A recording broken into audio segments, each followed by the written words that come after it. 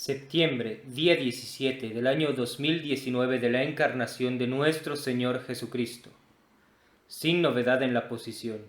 La silla del bienaventurado Pedro continúa vacante desde la muerte de su santidad Pío XII el 9 de octubre de 1958. La milagrosa impresión de las llagas de San Francisco.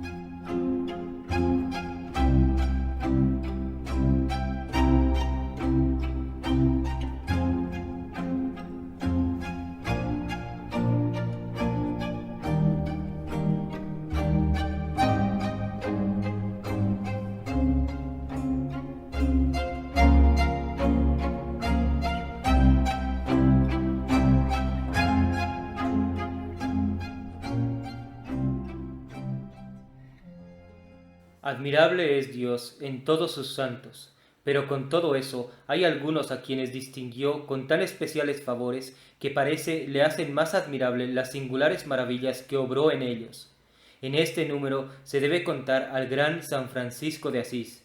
Fue su vida una continuada serie de favores tan señalados y de sucesos tan maravillosos que igualmente acreditaron las grandes misericordias del Señor, que la eminente santidad de aquel hombre verdaderamente extraordinario. Pero el milagroso suceso cuya memoria quiso consagrar la Iglesia con fiesta particular en este día fue sin duda la de los más sobresalientes. Apenas haremos más que trasladar casi palabra por palabra lo que nos dejó escrito San Buenaventura.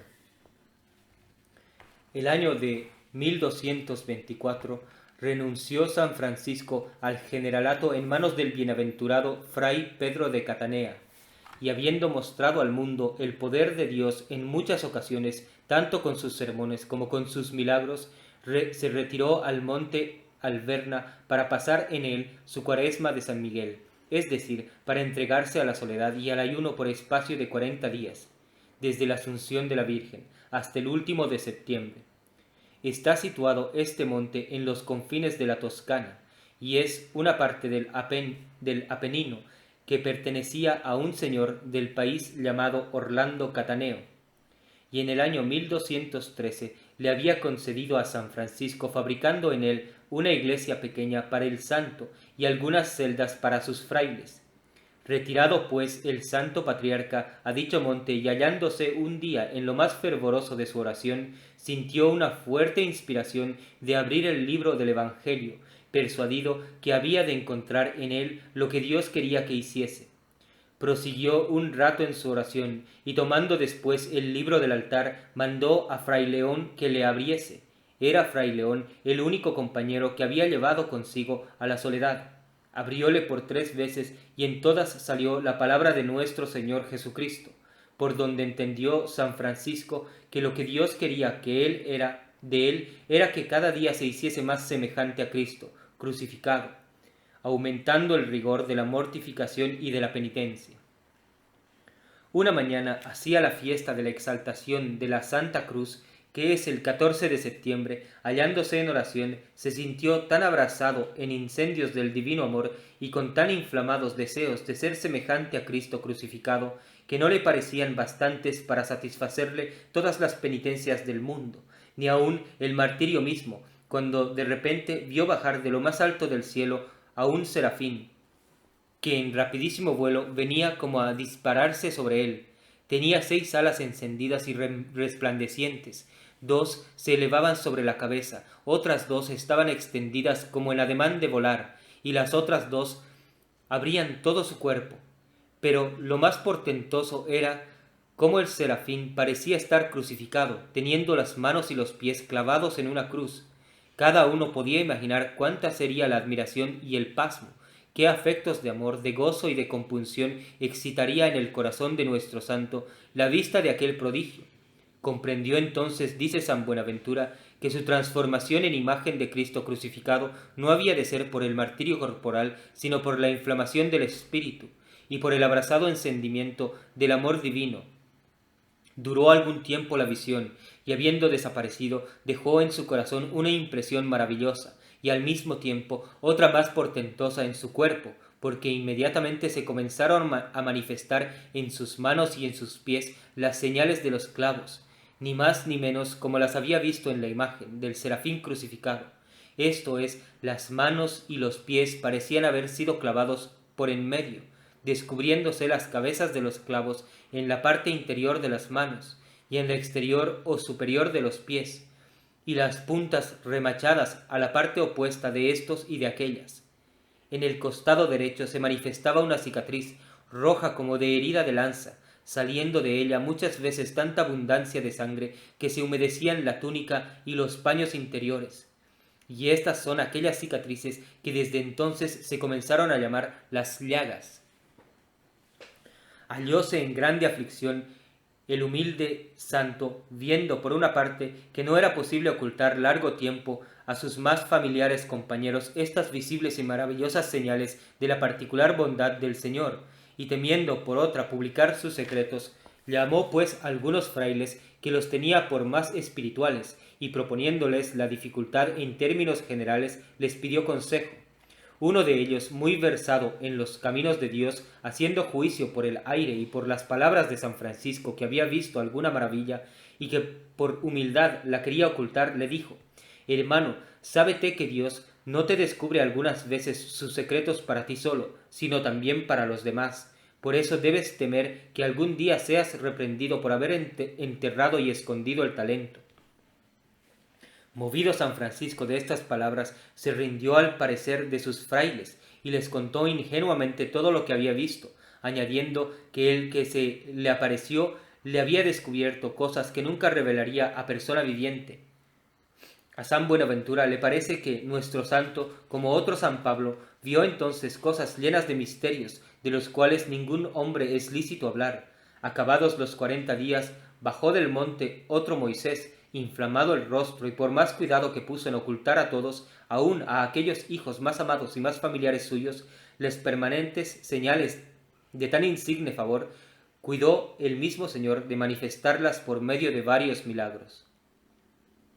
Habíase extendido por toda la provincia de Reiti una enfermedad contagiosa entre el ganado, de la cual morían muchas reses, tanto ovejunas como vacunas, sin acertarse con el remedio, y estando durmiendo un gran siervo de Dios, tuvo un sueño en que se le avisó que fuese a la ermita de los frailes menores donde se hallaba San Francisco a la sazón, y rociase todo el ganado con el agua en que el santo se hubiese lavado las manos y los pies. Luego que amaneció, se puso en camino el santo varón para la ermita, y pidiendo secretamente la tal agua, roció con ella todas las reses enfermas que estaban tendidas por el suelo. Apenas les tocó la primera gota, cuando se levantaron vigorosas y corrieron hambrientas a los pastos, cesando de esta manera toda la enfermedad. El mismo San Buenaventura refiere esta maravilla. También es hecho constante, añade el mismo santo, que antes que San Francisco recibiese del cielo esta gracia especial, todos los años se levantaba alrededor del monte Alverna una maligna nube, que deshaciéndose en granizo arruinaba los frutos y desolaba todo el país. Pero desde que el santo recibió las sagradas llagas, no se volvieron a ver aquellas malignas nubes, y toda aquella comarca lo reconoció por milagro. A pesar del gran cuidado que ponía el siervo de Dios en ocultar aquellas impresiones y señales de sus sagradas llagas que el Señor había estampado en su cuerpo, no pudo estorbar que se viesen las de las manos y de los pies, aunque después de aquel tiempo andaba siempre calzado y casi siempre tenía cubiertas las manos. Vieron las llagas muchos religiosos suyos, que sin embargo de ser dignísimos de todo crédito por su eminente santidad, lo aseguraron después con juramento para quitar el pretexto a toda duda. También las vieron más de una vez algunos cardenales, amigos particulares del santo, y muchos las celebraron en verso y en prosa, como lo afirma el mismo San Buenaventura, el cual añade que, asistiendo a un sermón, el Papa Alejandro IV aseguró públicamente el Papa que en vida del santo había visto las sagradas llagas con sus mismos ojos. En la muerte del santo, más de 50 frailes, Santa Clara, con todas sus hijas y una multitud innumerable de seglares de todas condiciones, satisfacieron su piadosa curiosidad, viendo con sus ojos y tocando muy despacio con sus manos las sagradas llagas impresas en el santo cuerpo, como dice también el mismo seráfico doctor. En cuanto a la llaga del costado, la ocultó el santo con tanto cuidado mientras vivió que ninguno se la pudo ver, sino cogiéndole por sorpresa. Un hermano que le asistía y se llamaba Fray Juan de Lodi se valió para esto de un piadoso artificio, persuadiendo al santo a que se quitase la túnica interior para limpiarla, con cuya ocasión no sólo vio dicha llaga, sino que, metiendo en ella los dedos, le causó un vivísimo dolor. Otros dos religiosos contentaron su devota curiosidad con semejante artificio, y cuando faltaran otras pruebas de la certidumbre de este hecho, sería evidente testimonio de él la sangre de que estaba teñida la túnica y los paños interiores. Pero muerto el santo, también fue vista muy a satisfacción esta milagrosa llaga por muchas personas, de manera que en las vidas de los santos se encontrarán pocos sucesos más bien averiguados y comprobados que el de las llagas de San Francisco. San Buenaventura, que escribió la vida del santo 30 o 35 años después de su muerte, dice que todos los que vieron y tocaron estas llagas reconocieron los clavos que se habían formado milagrosamente en la carne, y en tan adherentes a ella que cuando las movían a los apretaban por un lado, se descubrían más por el opuesto a manera de nervios endurecidos, compuestos de una sola pieza. Los clavos eran negros como de hierro, pero la llaga de costado se conservaba siempre roja y rasgada en figura redonda, como una especie de rosa.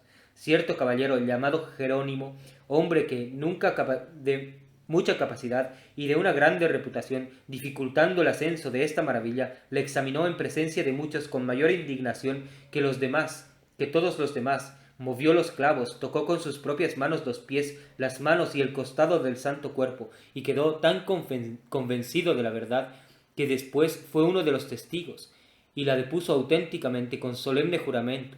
Pero cuando no fuese bastante este cúmulo de pruebas y de testigos, lo sería el haberlo asegurado en sus bulas dos grandes pontífices, y el que la Iglesia haya establecido una fiesta particular que se celebra hoy en todo el mundo cristiano para eternizar la memoria de esta maravilla.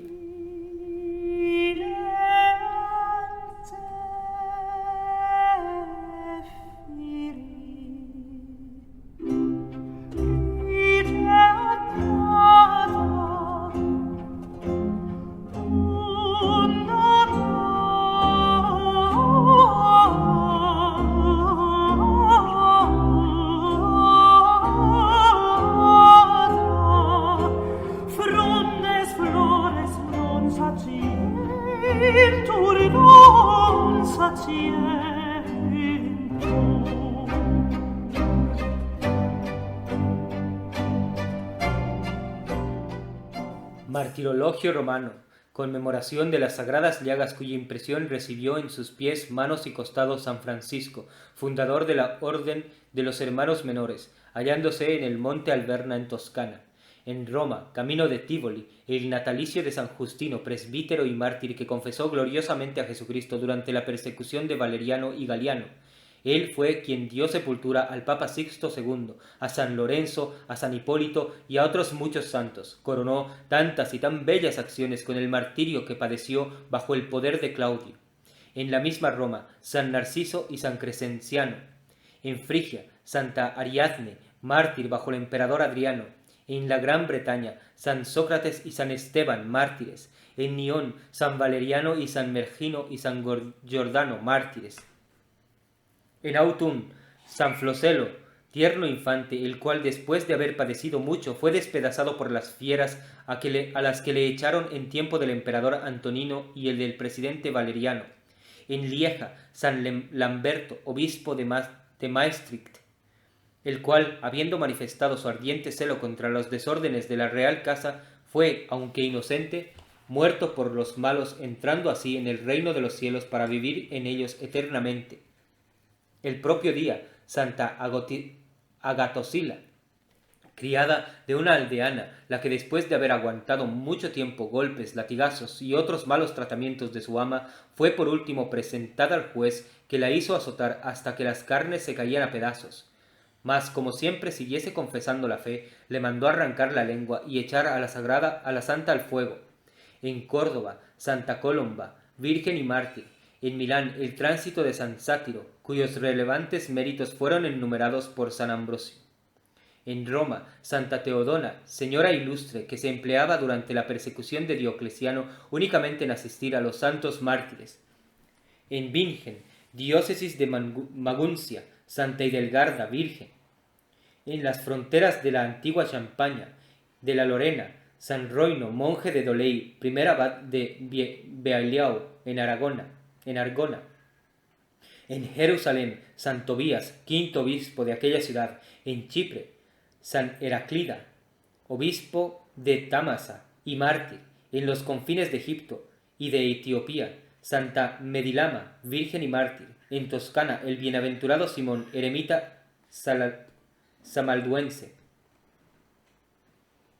En Zaragoza, el bienaventurado Arbués, inquisidor, muerto de las heridas que le hicieron los judíos en la noche del 14 y al 15 de este mes, al empezarse los maitines en la iglesia de San Salvador, de la que era canónigo. La misa es en honor del santo y la oración la siguiente: Señor Jesucristo, que deseando abrazar nuestros corazones con el fuego de vuestro de vuestro amor, cuando el mundo estaba resfriado en él, renovasteis en la carne del bienaventurado Francisco las llagas de vuestra pasión. Concédenos propicio por sus merecimientos y por su intercesión la gracia de que llevemos incesantemente la cruz y que hagamos frutos dignos de penitencia. Tú, que vives y reinas con Dios en unidad del Espíritu Santo por los siglos de los siglos. Amén.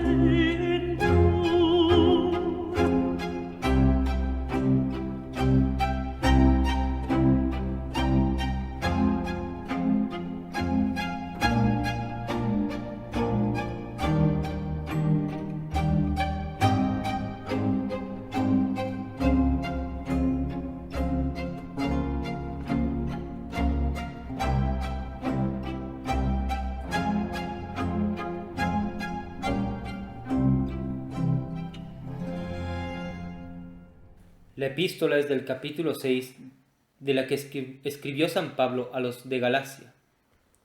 Hermanos, lejos de mí el gloriarme en otra cosa que en la cruz de nuestro Señor Jesucristo, por quien el mundo está crucificado para mí, y yo para el mundo, porque en Cristo Jesús nada importa, ni la circuncisión, ni el no estar circuncidado, sino el hombre nuevo, y todos aquellos que siguieron esta regla, sea paz sobre ellos y misericordia.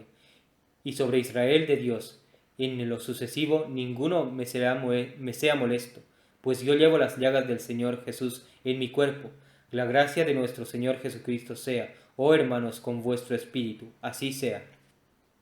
Nota: el asunto principal de esta epístola a los Gálatas, de donde se sacó la presente, es impugnar a los falsos profetas que les predicaban el judaísmo puro y particularmente la necesidad de la circuncisión. Reflexiones. Yo llevo en mi cuerpo las señales del Señor Jesús. Estas señales son las gloriosas cicatrices que el Salvador quiso conservar en su adorable cuerpo aún después de su resurrección, y que por toda la eternidad serán la admiración y el gozo de los bienaventurados en la gloria. Hay hoy día muchos cristianos que puedan decir con el apóstol que están marcados con este divino sello y que la cruz de Jesucristo es parte de su carácter. Sin embargo, la mortificación es necesaria para amar verdaderamente a Jesucristo. Esta es la primera lección que da el mismo Jesucristo a los que quieren ser discípulos suyos. Sin ella no hay que esperar serlo jamás. El que quisiere venir en pos de mí, dice este amable Salvador, niéguese a sí mismo, tome su cruz y sígame. El que no tomare su cruz y no se aborreciere a sí mismo, no puede ser mi discípulo, ni es digno de mí. Por eso, ninguna señal más segura dieron los santos de una sólida virtud que la mortificación. ¿Cuándo hemos de ser nosotros del mismo parecer y cuándo tendremos las mismas ideas? Hay dos suertes de mortificaciones, una exterior, que consiste en la maceración del cuerpo, otra interior, que es propiamente la mortificación del corazón y del espíritu. Aquella doma la sensualidad, esta las pasiones. Ambas son necesarias para arribar a la perfección, y sin las dos apenas se puede conseguir la salvación. Los ayunos, las vigilias, los cilicios y otras mortificaciones semejantes son poderosos medios para hacernos hombres espirituales. Es verdad que la virtud no consiste en las penitencias exteriores, y que éstas no son incompatibles con la hipocresía. No sucede lo mismo con la mortificación interior, que siempre es señal cierta de verdadera virtud. Por eso es más necesaria que la exterior, y ninguno puede excusarse de ella. Esta es aquella continua violencia que es necesario hacerse para entrar en el reino de los cielos. No todos podrán ayunar ni usar de rayos y de cilicios, pero ninguno tiene impedimento para mortificar sus deseos, su natural y sus pasiones. Vanamente nos lisonjearemos que amamos a Jesucristo si no somos hombres mortificados. Es preciso resolverse a una generosa y constante mortificación, si se desea domar y destruir este amor propio de que se alimentan todas las pasiones. Es necesario resolverse a llevar cada uno su cruz. En la cruz está nuestra salud, nuestra vida y nuestra seguridad, dice el autor de la imitación de Cristo. En vano se busca fuera de la cruz la salvación del alma y el camino de la gloria. Toma pues tu cruz, sigue a Jesús y llegarás finalmente a la vida eterna. El Evangelio es del capítulo 3 de San Juan. En aquel tiempo había un hombre de la secta de los fariseos llamado Nicodemus, de los principales entre los judíos. Este vino a Jesús de noche y le dijo: Maestro, sabemos que has sido enviado de Dios a enseñar, porque ninguno puede hacer estos milagros que tú haces, a no ser que esté Dios con él. Respondió Jesús y le dijo: de verdad te digo, el que no vuelva a nacer otra vez no puede ver el reino de Dios. Díjole Nicodemus: ¿Cómo puede nacer el hombre siendo viejo? ¿Por ventura puede entrar otra vez en el vientre de su madre y volver a nacer? Respondió Jesús: de verdad te digo, que el que no renazca por medio del agua y del Espíritu Santo no puede entrar en el reino de Dios. Lo que es engendrado de la carne es carne, lo que es engendrado de espíritu es espíritu. No te admires, porque te he dicho, es menester que vosotros volváis a nacer. El espíritu inspira donde quiere, y oyes la voz, pero no sabes de dónde venga, ni a dónde vaya. Así es todo aquel que es engendrado del espíritu. Respondió Nicodemus, y le dijo: ¿Cómo pueden hacerse estas cosas? Respondió Jesús, y le dijo: ¿Tú eres maestro en Israel y lo ignoras? De verdad te digo, que hablamos aquello que sabemos, y testificamos lo que hemos visto, y vosotros no recibís vuestra deposición. Si os he hablado de cosas terrenas, y no me creéis, ¿cómo creeréis si os hablare de cosas del cielo? Ninguno pues sube al cielo, sino el que bajó del cielo, el Hijo del Hombre que está en el cielo. Y así como Moisés levantó en el desierto la serpiente, de la misma manera conviene que sea levantado el Hijo del Hombre, para que todo aquel que cree en él no perezca, sino que tenga la vida eterna.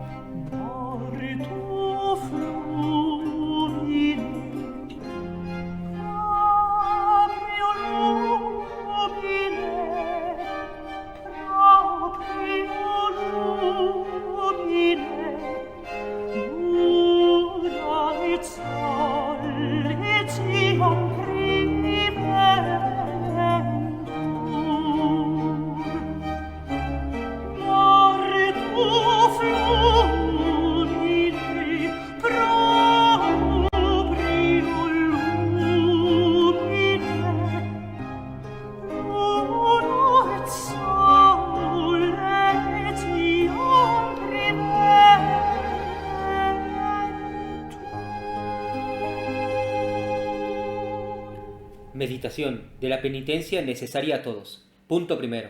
Considera que el cielo se conquista con violencia. Renunciar la penitencia y la mortificación es renunciar el cielo. Es menester renunciar el mundo y sus placeres. Es menester llevar su cruz, vencer las inclinaciones, resistir a las pasiones, domar el amor propio. Es menester amar a los enemigos, aborrecerse y perseguirse a sí mismo.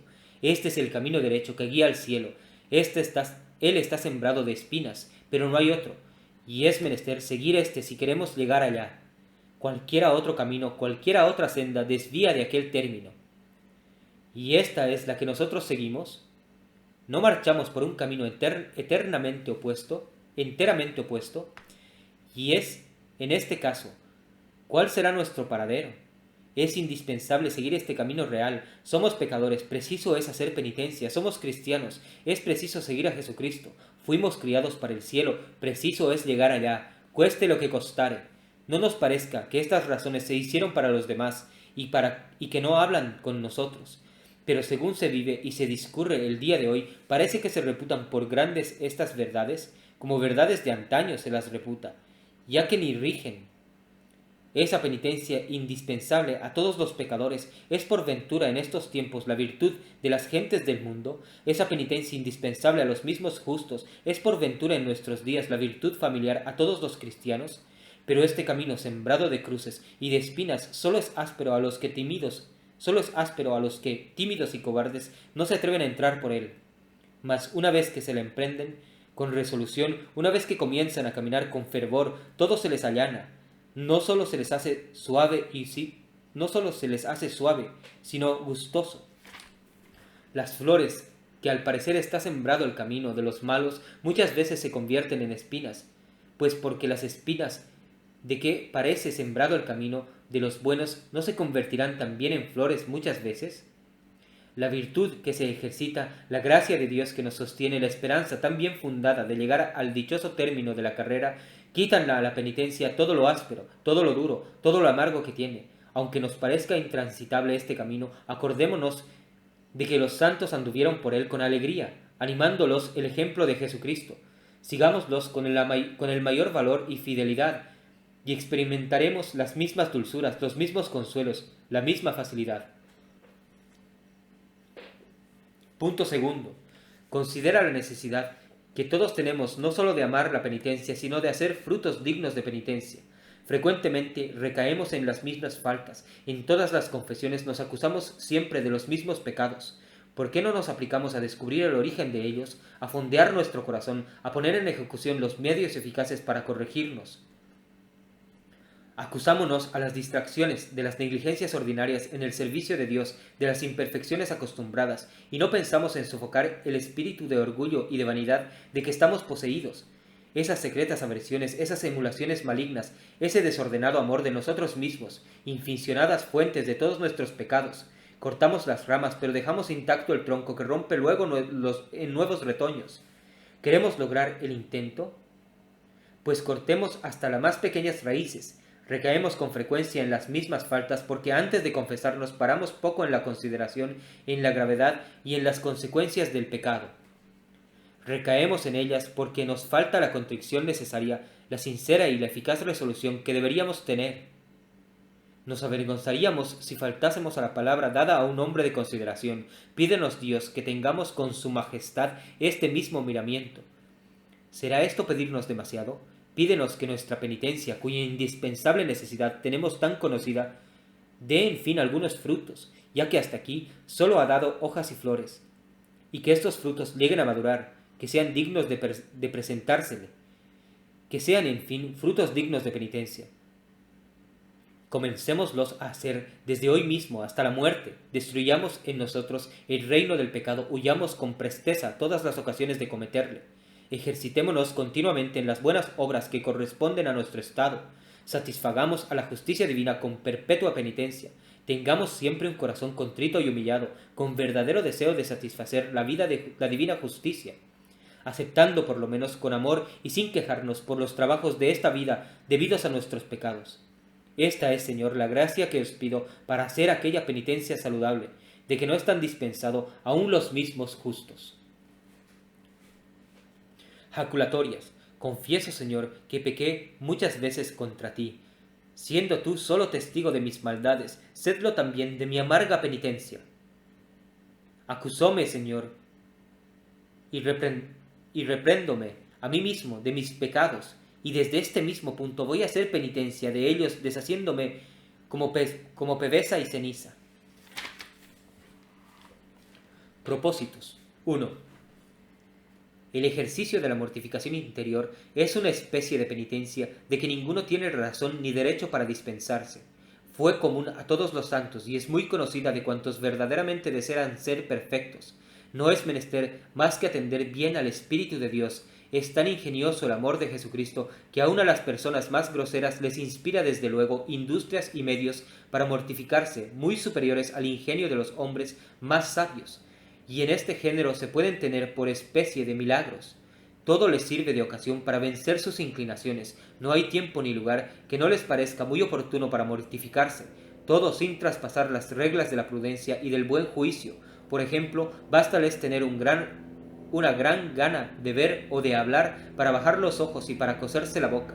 La curiosidad de oír noticias, el deseo de saber lo que pasa, lo que se dice o lo que se hace, la gana de ver a una persona, de contar una novedad, de saber, en fin, de un negocio que interesa a muchos. En una palabra, toda ansia es materia de mortificación, no satisfaciéndola, tanto más meritoria cuanto es más frecuente y menos pública, pues sólo tiene a Dios por testigo, imita este excelente ejercicio.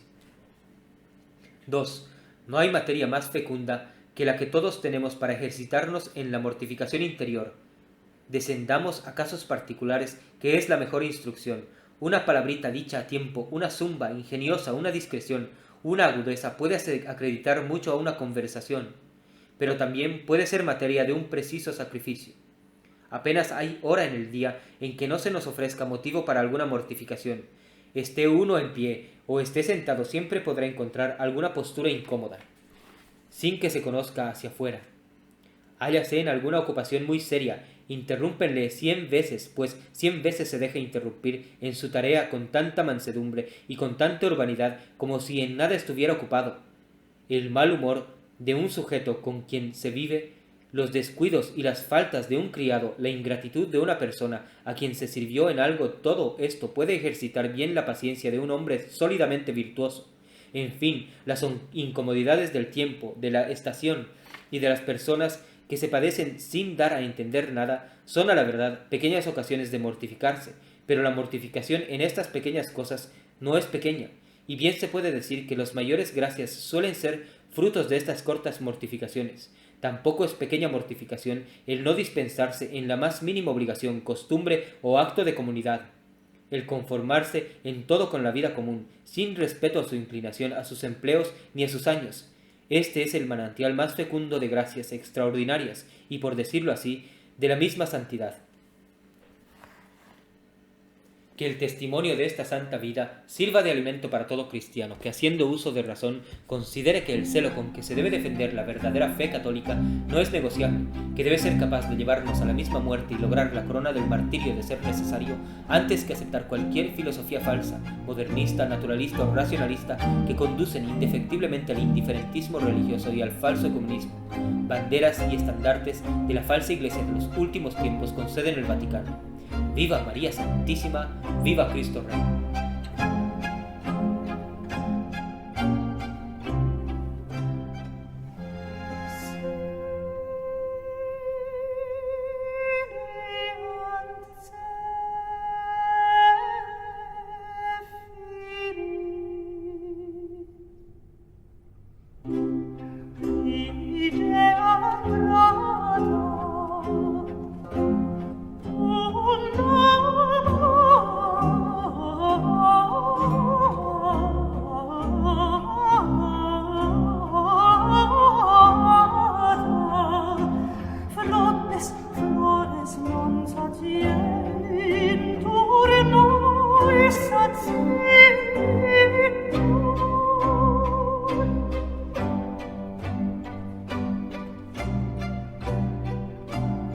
See